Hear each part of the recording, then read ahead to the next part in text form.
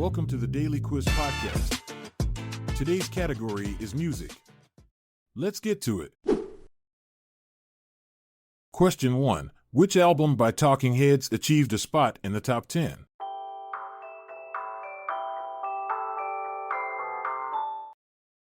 The answer is Little Creatures. Little Creatures, Talking Heads' sixth studio album, was their first to break into the top 10 of the Billboard 200 chart. The album's lead single and Shoes became one of the band's most popular songs and helped propel Little Creatures to commercial success. Interestingly, the album's cover art features a painting by artist Howard Finster, who also created album art for bands like R.E.M. and the Black Crowes. Question 2. What is the typical number of movements found in a concerto?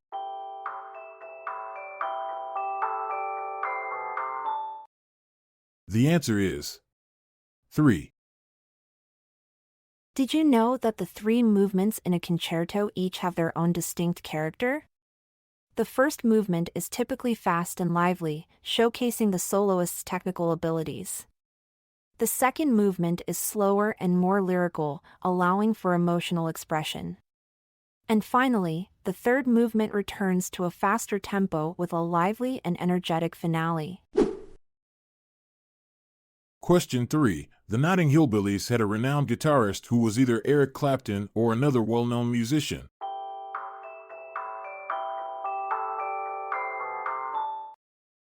The answer is Mark Knopfler. Mark Knopfler, the famous guitarist and lead vocalist of Dire Straits, was a member of the Notting Hillbillies. This British-American country rock band was formed in 1986 and released their only album Missing, presumed having a good time in 1990. The album featured Eric Clapton on guitar for one track, but it was primarily Mark Knopfler's project. Question 4. Who collaborated with Jerry Wexler to produce an album in Memphis, hailing from the United Kingdom and identifying as a female singer?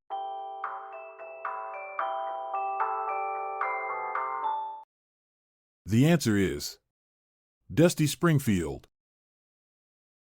Dusty Springfield's album Dusty in Memphis was recorded in 1968 and is considered a masterpiece of soul music.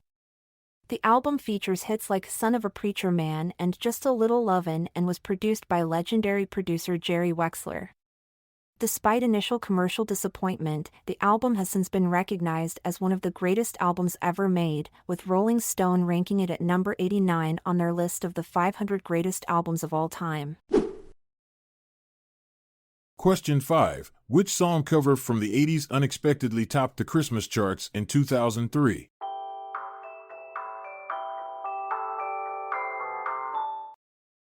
The answer is Mad World, Gary Jules.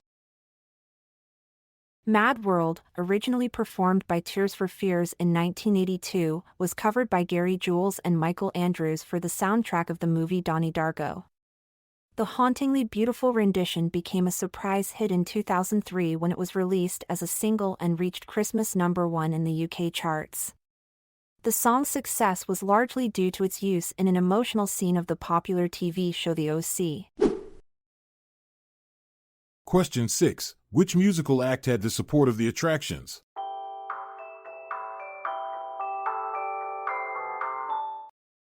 The answer is Elvis Costello.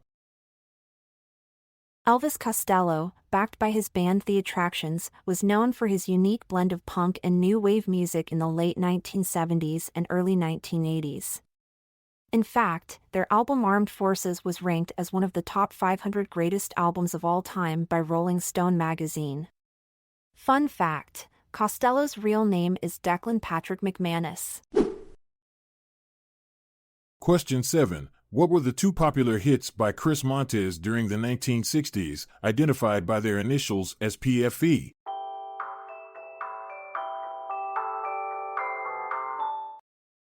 The answer is Let's Dance, The More I See You. Did you know that Chris Montez's hit song Let's Dance was actually a cover of a 1958 instrumental track by saxophonist Jimmy Vaughn? Montez added lyrics and turned it into a chart-topping hit in 1962. The More I See You, his other hit from the 60s, was originally written for the musical film Diamond Horseshoe in 1945. Question 8. Who performed a song in 1966 about a reused flower, featured in the film Funny Girl?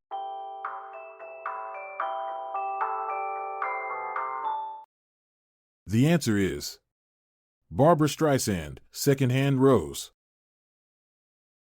Barbra Streisand's hit song Secondhand Rose tells the story of a girl who is content with hand-me-downs and secondhand items.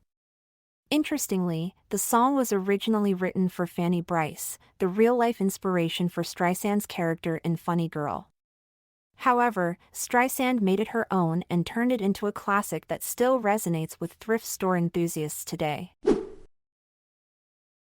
Question 9. Which musician is credited with writing the hit songs Manic Monday, Nothing Compares to You, and I Feel for You?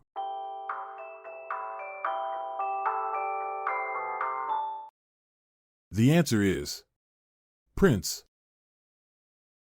Did you know that Prince wrote the hit song Manic Monday for the Bangles under the pseudonym Christopher?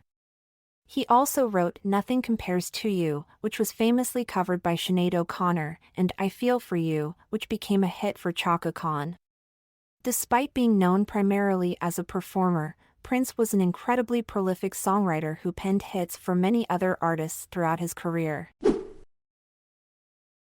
Question 10. What band did Steve Howe become a member of in the year 1982?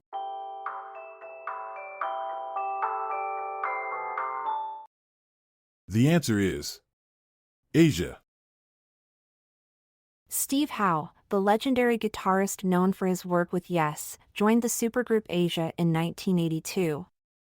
The band's self-titled debut album was a massive success, featuring hits like Heat of the Moment and Only Time Will Tell. Interestingly, Howe wasn't originally intended to be a permanent member of Asia but ended up staying with the band for several years. Question 11. Which musician earned the nickname The Killer during the 1950s?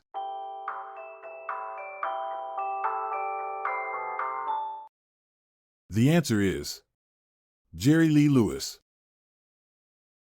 Jerry Lee Lewis earned the nickname The Killer due to his wild and energetic performances on stage. He was known for his piano skills, unique voice, and controversial personal life. Despite facing backlash for marrying his 13-year-old cousin, Lewis continued to make music and influence rock and roll for generations to come.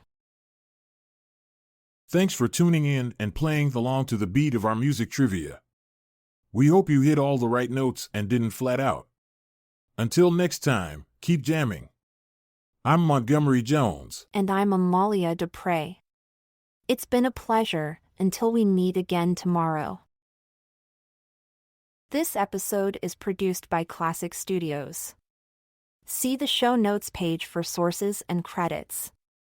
Check out our other podcasts in our network at classicstudios.com.